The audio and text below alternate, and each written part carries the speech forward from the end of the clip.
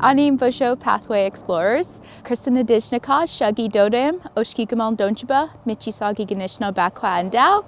So my name is Kristin, I'm from the Crane clan and from Curve Lake, and I'm a Michisagi Ganishna Bao woman.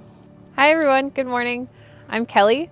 I'm a settler and a guest to this territory, to Michisagi Ganishnaabeg territory, and my ancestry comes from Latvia, Poland, England, and Scotland. Miigwech for joining us at the Trent Nature Area.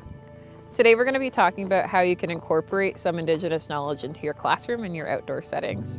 So an easy and fun way that you can incorporate Indigenous knowledge into your classroom is bringing in land acknowledgments. So have your students come together and talk about what's important to them in the environment, what is important to them around their home or around the school, anything that they can connect to as an individual, and having them incorporate that into their land acknowledgement is really important because that means that they have that connection to Mother Earth when actually speaking to the area that they're living in.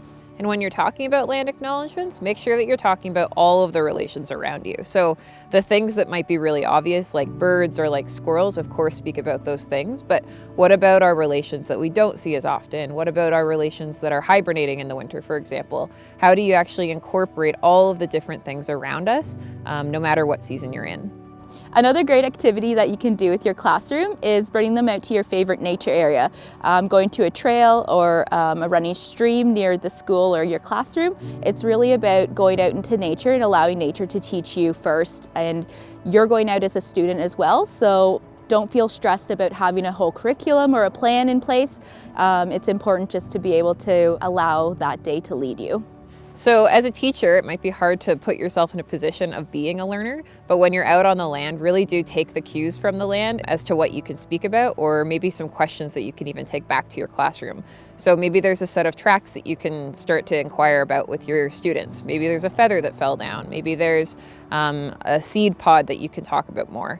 If you take a notebook with you when you go on these walks, it's a really great way of writing down the questions that you and your students have and then talking about them when you get back to the classroom so that you're all learning together as opposed to you being the expert and your students only learning from you.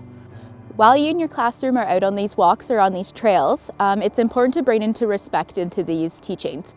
So going out, making sure that your students aren't pulling from the trees or bringing any unnecessary garbage or litter into the environment. It's really important for them to have that connection and that respect with this area so that they come into this place and leave it the way that they found it. This is a great way of acknowledging that all of our relations, all of the beings around us are alive and are breathing. So if we are going to take something from a plant or from the ground, we have to know that there's a very intentional purpose of taking that item or of taking that plant. Maybe if we're harvesting or maybe if we want to learn about that back at the school, you have to be very intentional about taking things from the land. We're not just going to take things because they look pretty. We're not going to pick flowers just because they're there. If we want to take something, we have to be really intentional about that process. With your class, you can always think about what you can give back to the land as well. So if you're out on a walk, you can think about picking up whatever garbage you're seeing. You can also be thinking about how you can restore land, maybe spreading seeds that you find. Milkweed pods are a really great example of seeds that you can find throughout all of the seasons. Break those pods apart and you can help to spread those seeds and actually help to propagate the plants that are around you. It's a really great way of restoring environments and restoring ecosystems that you're in while also learning and giving back to not only the land but to your students as well. They're really rich experiences to have to spread seeds or to help plants propagate further. And they're really great ways of incorporating Indigenous knowledge into the ways that you're being on the land and not just through the content that you're teaching.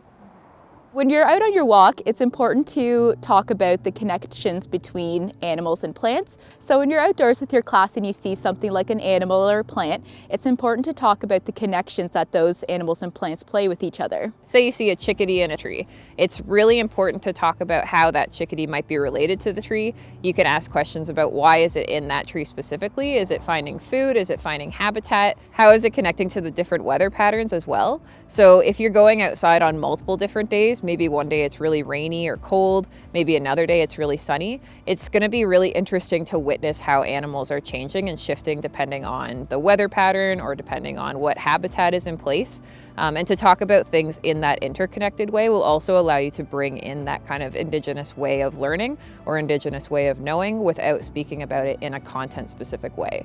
So whether you're an Indigenous or non-Indigenous educator to this territory, there are ways of incorporating Indigenous knowledge that's not necessarily content specific. So the things that land leaves behind are invitations for you to bring those teachings into your classroom. If you're interested in learning more about how you can incorporate Indigenous knowledge into your classroom or into your outdoor learning, you can get in touch with the TRACS Youth Program. And what we do at TRACS is we talk about how Western science and Indigenous science can work together to teach us different understandings of the world around us. Visit our website and you can see kind of all the workshops and opportunities that we have available to educators in the community. So contact us if you want to take part in any of those. We're looking forward to hearing from you. Miigwech for joining us, Pathway Explorers.